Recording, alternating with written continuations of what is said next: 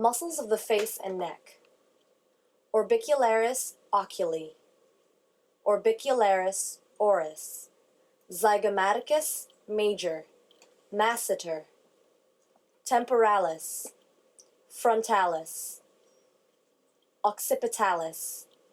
Sternocleidomastoid.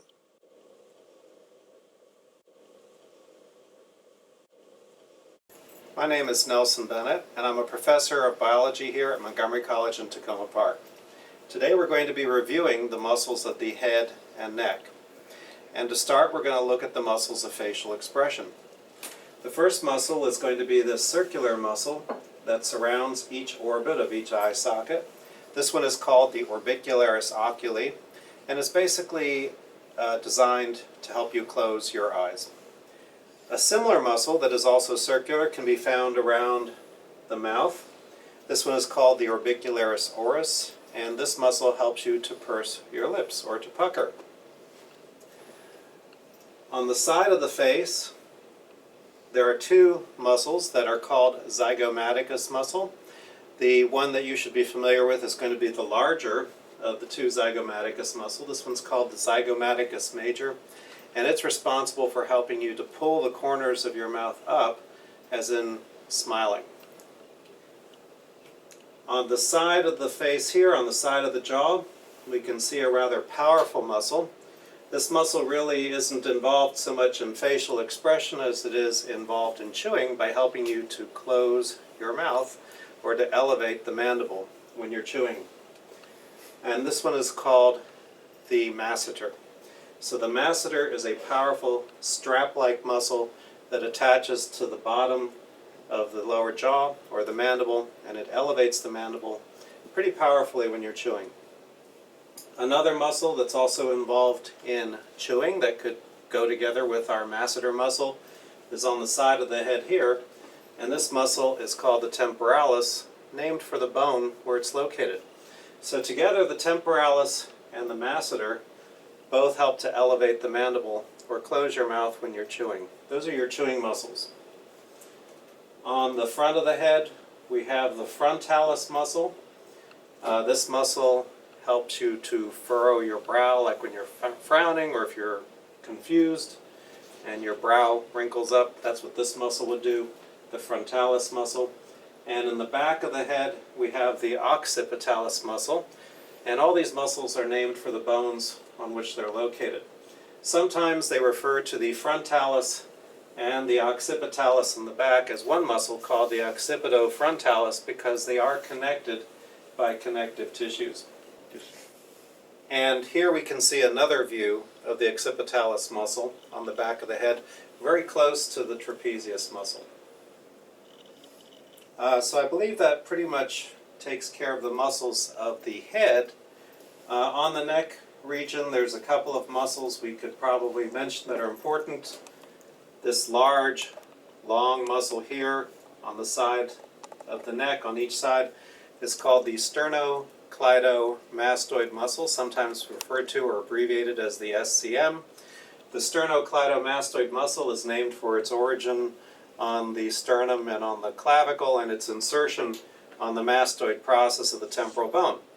This muscle helps you to turn your head, and if you use both of the sternocleidomastoid muscles together, they simply help you to flex the cervical spine or nod your head forward. So let's review the muscles of the head and neck on a much smaller model where they can still be seen rather easily.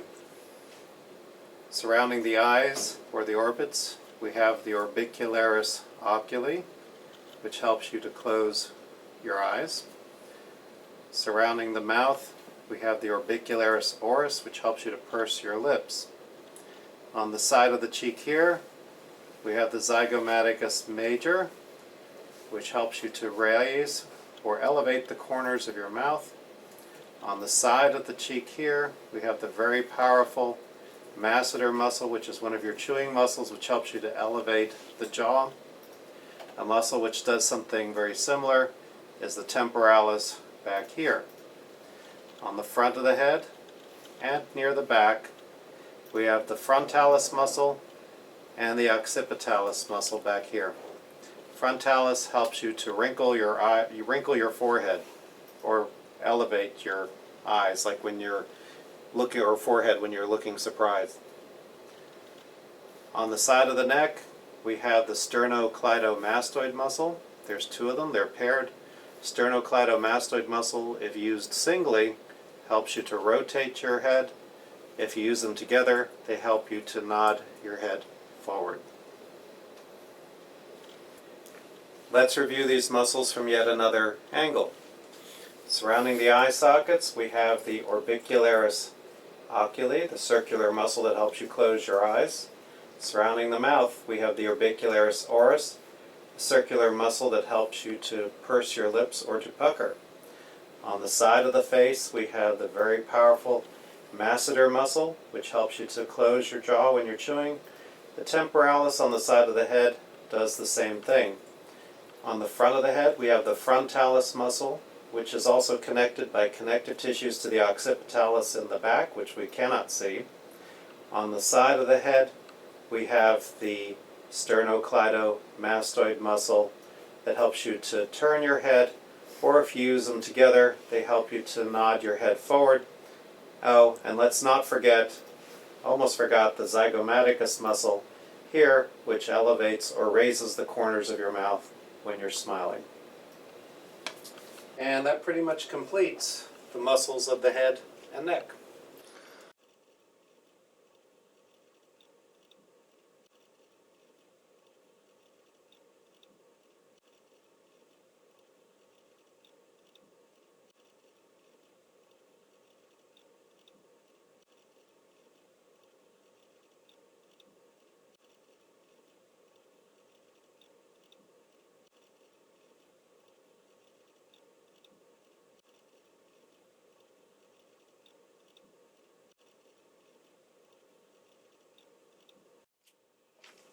Orbicularis oculi, Orbicularis oris, Zygomaticus major, masseter, temporalis, frontalis, sternocleidomastoid,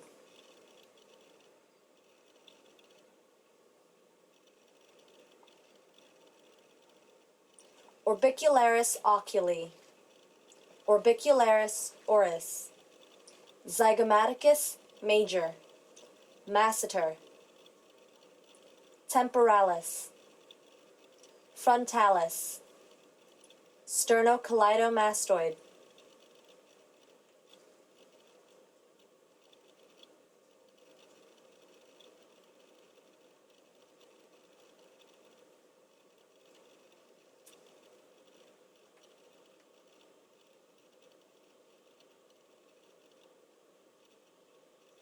Orbicularis oculi, Orbicularis oris, Zygomaticus major, masseter, temporalis, frontalis, sternocleidomastoid,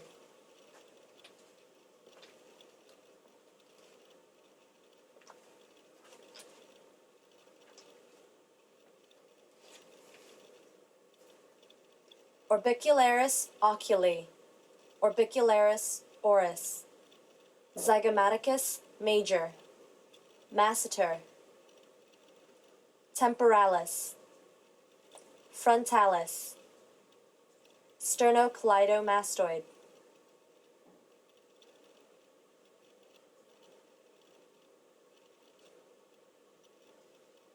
occipitalis, temporalis, masseter, sternocleidomastoid.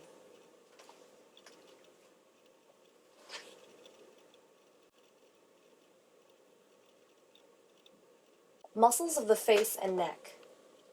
Orbicularis oculi, Orbicularis oris, Zygomaticus major, masseter, temporalis, frontalis, occipitalis, sternocleidomastoid.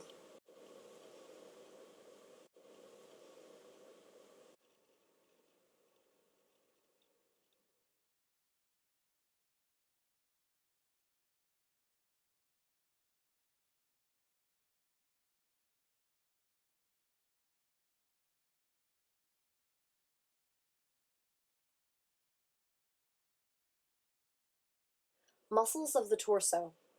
Pectoralis major. Pectoralis minor.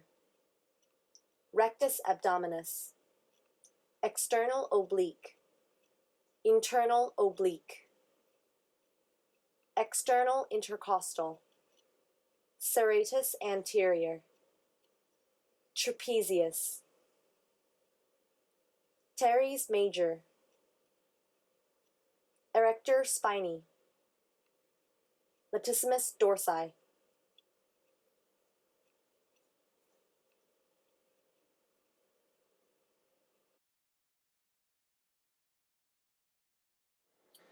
Hi, my name is Nelson Bennet, and I'm a professor here at Montgomery College in Tacoma Park. Today we're going to be studying the muscles that move the trunk, the scapulae, and the arm. And most of these muscles can be found in and around the torso of our model. So let's start with the largest muscles first. Over here on this side of the model we have superficial muscles, and over here we have deep muscles. This large superficial muscle that we see here on the chest is called the pectoralis major, and this muscle would be mainly responsible for getting your arm in the extended position as if you're doing push-ups or a bench press.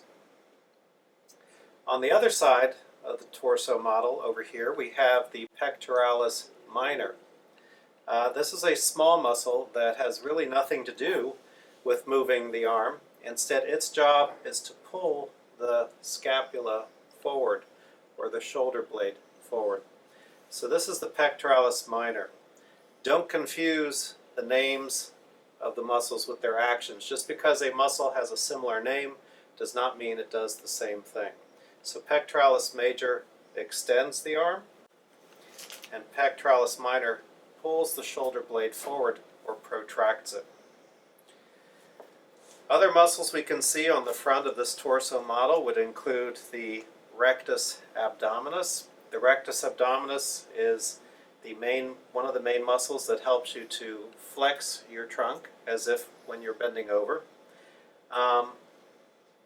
When people work this muscle out, it'll give the six-pack appearance because of the connective tissues that tend to divide the muscle into various parts. Right next door to it, running at an oblique angle, we have the external oblique muscle right here. This muscle runs at an angle to the rectus abdominis. This muscle can also help you to flex the trunk as if when you're bending over. But if you use just this muscle on one side of your body, it'll help you to rotate the trunk or to turn your trunk. A little bit difficult to see here, but you can still see between the ribs we have these little muscles here running at an oblique angle this way. On the outside, these muscles would be called the external intercostals, and they're used to expand the rib cage when you're inhaling. And so these muscles would be some of the main muscles for inspiration, or used when you're breathing. Moving around just a little bit to the side of the model, we see these muscles over here. These are called the serratus anterior muscles, and you can also see them on the other side of the model, but a little bit more superficially. Right here are the serratus anteriors. They have a jagged edge on the front. These muscles also attach to the scapula, and they help to push the scapula forward and stabilize it when you're throwing a punch or when you're boxing. So sometimes they refer to this as the boxer's muscle. So the serratus anterior and the pectoralis minor both have a similar function in that they help pull the scapula forward. This one pulls it, this one stabilizes it. So I think that pretty much takes care of the muscles that we can see on the front of this particular torso model. So if we rotate the model to the back, we can look at some of the larger muscles that are visible there. We can see a few of them peeking out.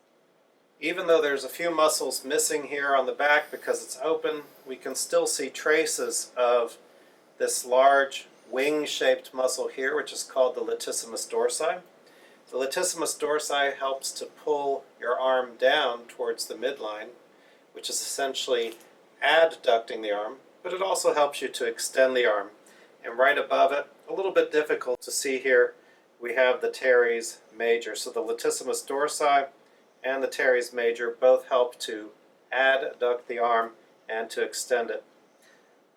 We see a little piece here of the trapezius muscle. The trapezius muscle is a diamond-shaped muscle. Up here we have the top part of the trapezius muscle. As you can see, this muscle is attached to the spine of the scapula here. And the trapezius muscle, at least the top part of it, we can't see too much of the bottom part of it, helps to elevate the scapula as you would do when you're shrugging your shoulders. To see the rest of the muscles on the torso, we're going to have to switch to a different model. So here we have our second model where we can review some of the same muscles we just saw with the bigger model.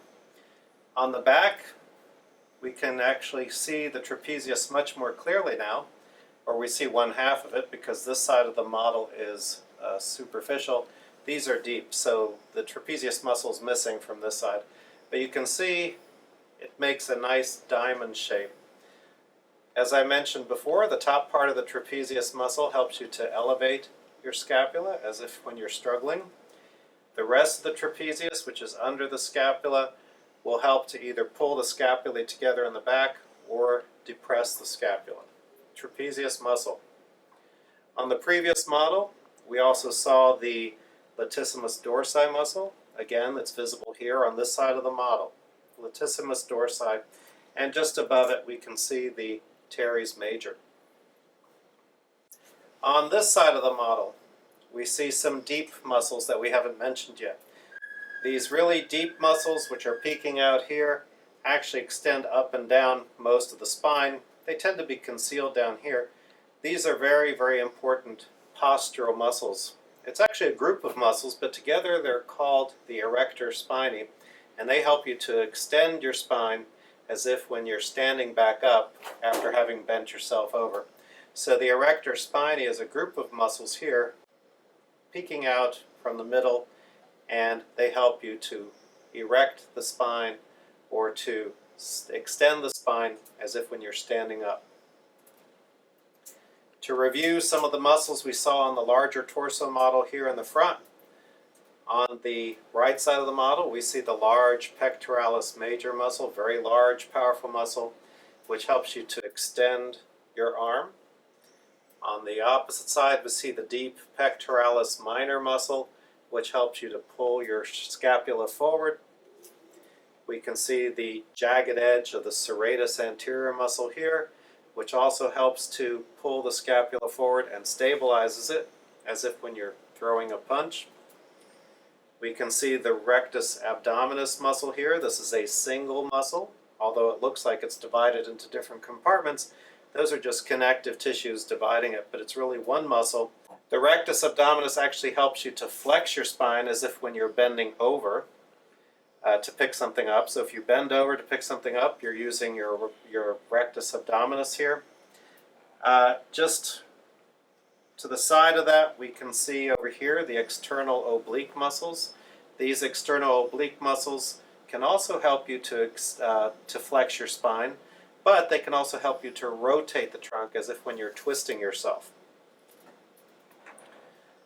And let's see, I think that pretty much takes care of the muscles of the torso.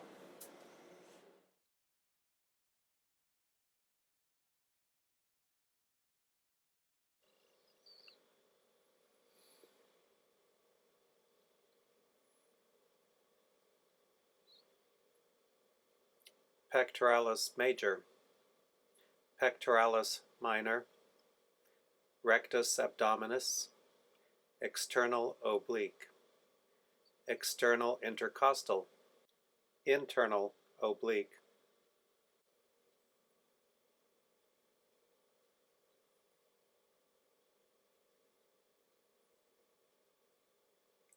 Pectoralis major, serratus anterior, rectus abdominis, external oblique.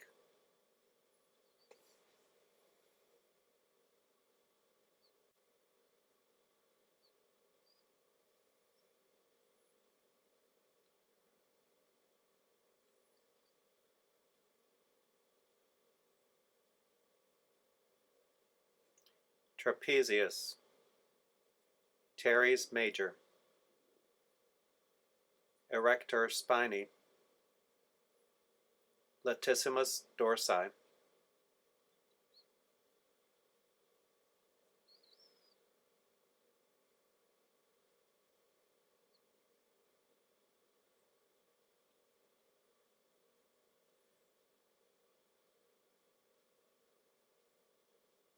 teres major, serratus anterior,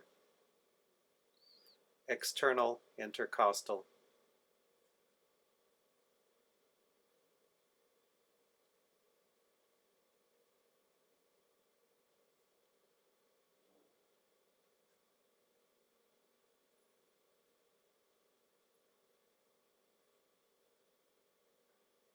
pectoralis major, pectoralis minor, rectus abdominis, external oblique, external intercostal,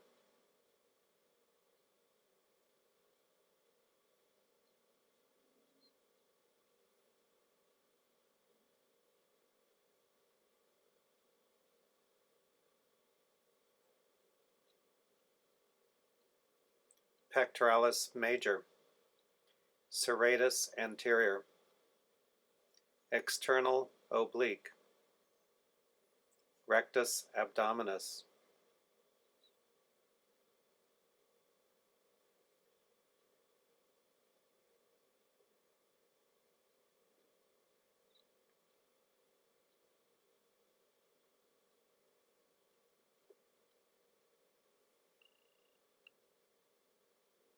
trapezius,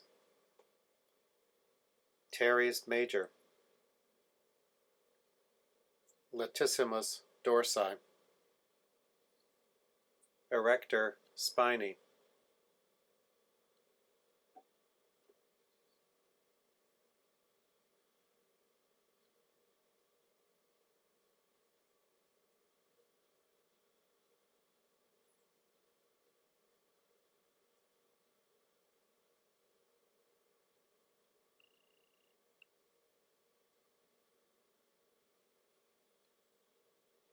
rectus abdominis, internal oblique,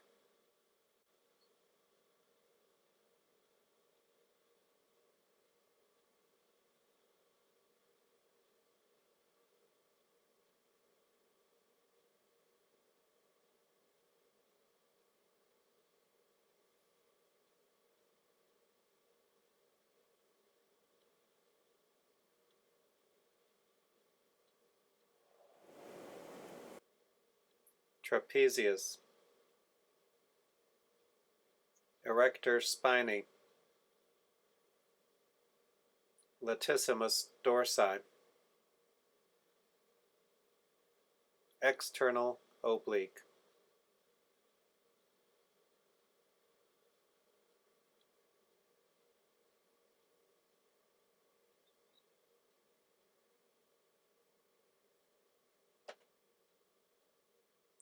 serratus anterior,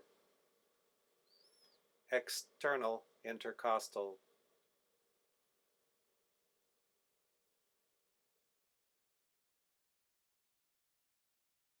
Muscles of the torso.